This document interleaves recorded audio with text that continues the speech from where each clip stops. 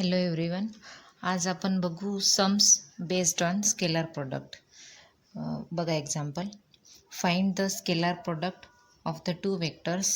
Vector v1 is equal to I cap plus 2j cap plus 3k cap and second vector is v2. Vector v2 is equal to 3I cap plus 4j cap minus 5k cap. This problem is on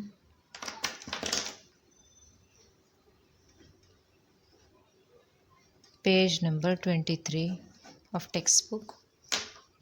बघा इथे आहे vector i cap, vector j cap, vector k cap, म्हणजे rectangular components आहेत.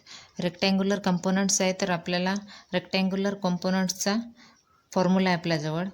Vector p dot vector q is equal to p x q x plus p y q y plus p z q z. म्हणजे सगळे तिन्ही वेक्टरचे, तिन्ही कंपोनंटचे i direction, j direction, k डायरेक्शनच्या कंपोनंटची multiplication आहे. तर काय करायचं आहे? Find the scalar product. Scalar product means dot dot product. v1 vector dot v2 dot. It means scalar product of two vectors is equal to px qx. म्हणजे इथे we एक्सची value आहे 1 into Q एक्सची value आहे 3 into 3 plus P वायची value आहे 2 into Q वायची value आहे 4 plus P झेडची value आहे 3 into Q झेडची value आहे, इथे plus आहे म्हणजे ही मायनस दिलेली आहे तर याला आपण घ्यायला लागेल -5. याला सॉल्व करू. 3 1 जा 3 प्लस 4 2 जा 8 5 3 जा 15 अँड विथ मायनस साईन. तर किती होईल याचा answer? 8 9 10 11 minus 15 means 11 minus 15 is equal to -4.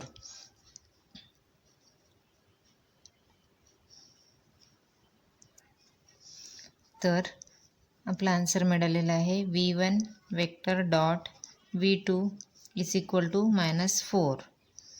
This is our required solution. Scalar product of two vectors given vectors is -4. Next problem बघा. Example 2.8. If vector A is equal to 5I cap plus 6j cap plus 4k cap and vector b is equal to 2I cap plus -2j cap plus 3k cap. दोन vectors दिलेले आहे. Then determine the angle between vector A and vector B. म्हणजे angle theta calculate करायचं आपल्याला. Vector A दिलेला आहे. Vector A is this rectangular component आहे, म्हणजे पुन्हा आपल्याला हा सेम फॉर्म्युला वापरायला लागेल. फॉर्म्युला आहे आपला p dot q dot is equal to px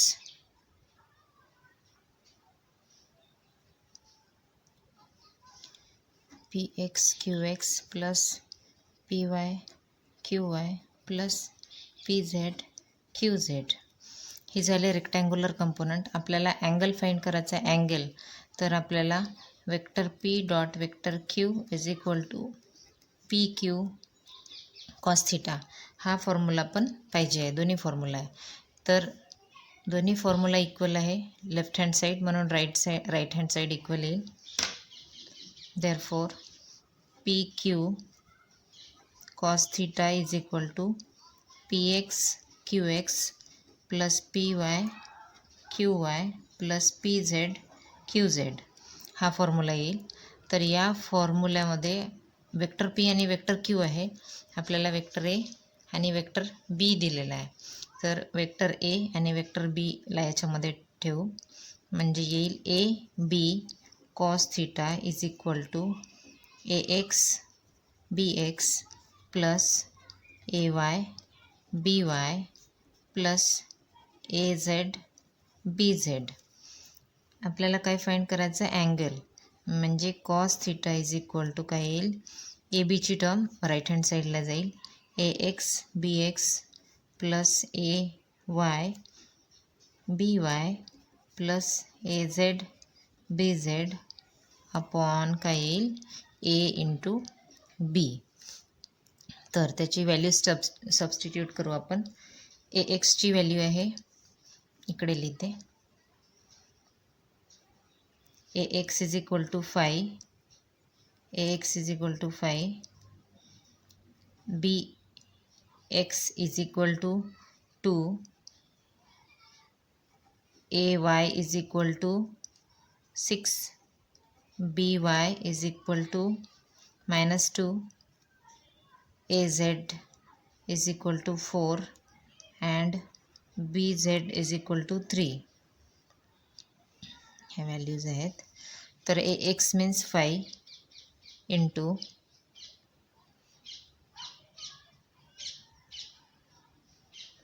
5 into काय येईल BX काय येईल 2 प्लस AY 6 BY आहे -2 प्लस AZ 4 आणि BZ आहे 3. Magnitude of A and magnitude of B. Magnitude कसं फाइंड करतो आपण, square root of component of this square 5 square plus 6 square plus 4 चा स्क्वेअर डॉट B. इथे काय येईल बीचे कंपोनंट्स 2 चा स्क्वेअर प्लस -2 चा स्क्वेअर प्लस 3 चा स्क्वेअर. याला सॉल्व करू. 5 2 चा 10, 6 2 चा 12 अलॉंग विथ मायनस साइन 12, 4 3 चा अगेन 12. Now in denominator 5 5 चा 25 प्लस 6 6 चा 36 प्लस 4 4 चा 16, another square root 2 2 चा 4, 2 2 चा 4 प्लस 4 येणार, 3 3 चा 9. तर -12 प्लस 12 कॅन्सल, 10 लेफ्ट, खाली येणार 36 प्लस 16 प्लस 25, 7 कॅरी 1, 3 3 6 7 77 अपॉन 4 4 8 8 2 16 17. तर आपला आन्सर आलं हेच सेम. याचं इंटू करू आपण. तर याचं मल्टिप्लिकेशन येतं 77 इंटू 17 सर 1309. तर cos theta is equal to 10 upon square root of 13.09 ची व्हॅल्यू फाइंड करू. तर याला असं लिहू आपण 10 अपॉन 13.09 अपॉन इंटू 10⁻². लॉग टेबलमध्ये 0 टू काय बघायची आहे स्क्वेअर रूट 0 टू 99 आहे. 99 आहे त्याला, आणि आपली 4 डिजिट नंबर आहे, तर त्याला ॲडजस्ट करण्यासाठी आपल्याला हे 13.09 आणि 10चा स्क्वेअर असं केलं आहे. तर याला लिहू आणखी 10 upon square root of 13.09 into 10. 10 cancel झाला, तर इथे राहिला 1 अपॉन 13.09. स्क्वेअर रूट ऑफ याची व्हॅल्यू फाइंड करू आपण लॉग टेबलमध्ये. 1 अपॉन 13.09. 13 13 आहे 13.0 झिरोच्या याच्यामध्ये 3.606 आणि मीन डिफरन्स आहे ॲड करायचा आहे. मीन डिफरन्स 0.5 झिरो किती आहे 9चा मीन डिफरन्स या लाईनमध्ये घ्यायचा आहे. 12 आहे मीन डिफरन्स आणि 13.0 आहे 3.606 ही आहे 3.606 आणि मीन डिफरन्स आहे 12 ॲड करायचं आहे याच्यामध्ये. तर येईल 67816.3 तर स्क्वेअर रूट ऑफ 13.09 येईल 3.618. आता रेसिप्रोकल फाइंड करायचं आहे. रेसिप्रोकल 1/3.618 1/3.618 हे आहे cos theta is equal to. तर याची व्हॅल्यू फाइंड करू आपण. 3.6चा 1/8 मध्ये रेसिप्रोकल फाइंड करू. रेसिप्रोकल्स आहे 3.6 आहे 3.6चा 1/8 हे आहे 3.6चा 1 हा 0 हा 1 0.2770 याचा येतो 0.2770. मीन डिफरन्स 8मध्ये बघायचा आहे. ही लाईन आहे मीन डिफरन्स 8 1 2 3 4 5 6 7 8 6 आहे. मीन डिफरन्स 6 आहे. मीन डिफरन्स काय करायचं आपल्याला सबट्रॅक्ट करायचा आहे, ॲड करायचा नाही आहे. सबट्रॅक्ट मीन डिफरन्स सबट्रॅक्ट करायचा आहे. तर याला सबट्रॅक्ट करू. इथे येईल 4672.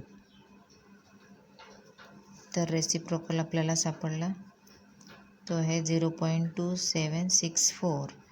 Therefore cos theta is equal to 0.2764. आपल्याला अँगल थीटा फाइंड करायचा आहे म्हणून कॉस इन्व्हर्स कॉसला राईट साईडला घेऊ 0.2764 व्हॅल्यू फाइंड करायची आहे. आता कॉस इन्व्हर्सची व्हॅल्यू फाइंड करू. बघा नॅचरल कोसाइन्समध्ये बघायचं आहे 0.2764 याच्या जवळची व्हॅल्यू घ्यायची आहे. इथे आहे 0.2764 0.29 आहे इथे 0.27 आहे 2764 हे स्मॉलर आहेत. ह्या सर्व 0.2740 या 5 आहे. तर आपल्याला थोडी मोठी घ्यायला लागेल गिवन नंबरपेक्षा. तर ही घेऊ 0.2773 0.2773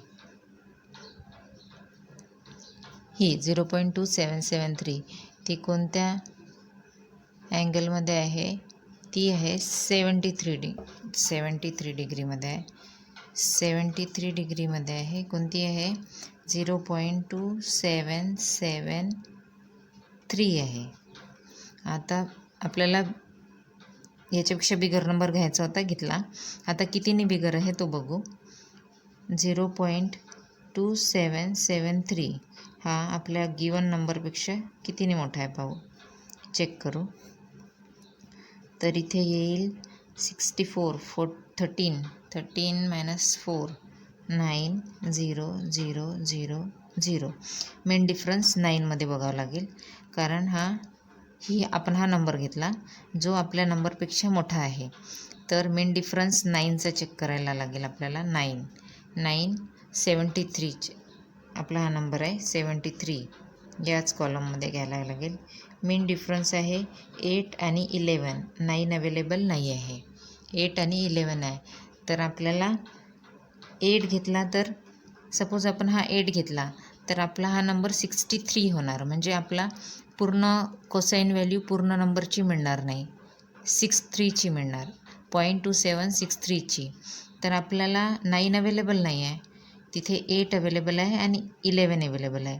जर आपण 8 घेतला तर आपल्याला 0.2763ची व्हॅल्यू मिळणार, जो आपला नंबर नाही आहे. आणि जर 11 घेतला तर आपल्याला मिळेल 0.27, तर याच्यामध्ये येईल 0.2666. इथे 9 होता, 9पेक्षा किती जास्त आहे इथे, 9पेक्षा 9, 10, 11, 2 जास्त आहे, म्हणजे याच्यामध्ये 2 ॲड केले, 64 आहे, 66. म्हणजे आपल्याला आपला नंबर मिळणार आणि थोडी एक्स्ट्रा नंबर मिळणार. तर आपल्याला कमी व्हॅल्यू घेण्यापेक्षा आपण आपली व्हॅल्यू याच्यामध्ये येऊन जाते आणि एक एक्स्ट्रा येते, तर ती आपल्याला हीच व्हॅल्यू चालेल, कमी व्हॅल्यू चालणार नाही. कारण आपल्याला आपला नंबर तिथे पूर्ण झालेला नाही आहे.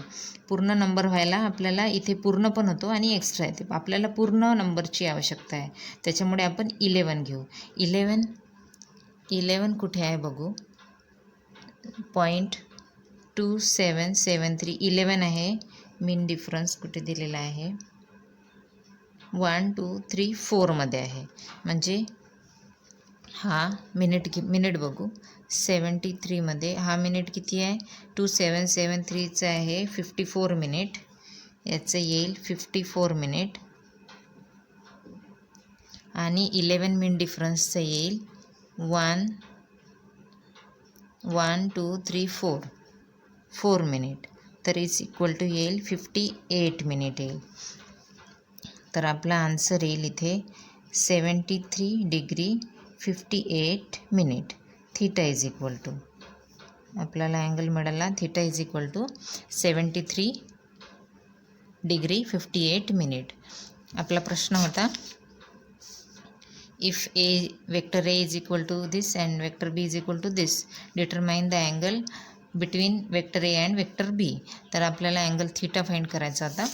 आपल्याला अँगल थीटा मिळाला, तो आहे 73 डिग्री 58 मिनिट. इथे आपला प्रॉब्लेम झाला. थँक्यू.